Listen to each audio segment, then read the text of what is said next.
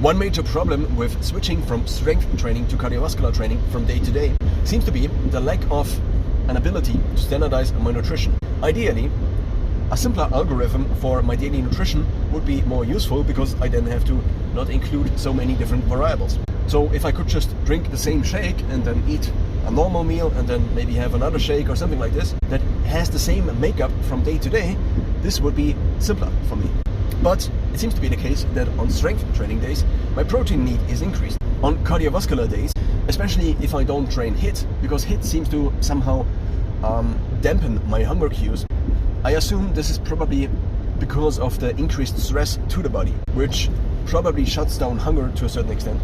At least if I take metrics on my Garmin into account, such as the recovery time. My recovery time after the HIIT training I did today is 20 hours, for example. Sometimes I could get it up as high as 96, but only accumulated recovery time after basically training harder for a couple of days.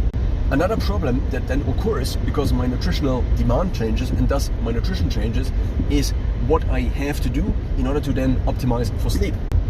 Depending on how much mostly cardiovascular work I do, and also depending on when, it seems to be the case that my circadian cycle is either shortened or extended. The more cardiovascular work I do, the earlier basically I can hit the bed and actually sleep.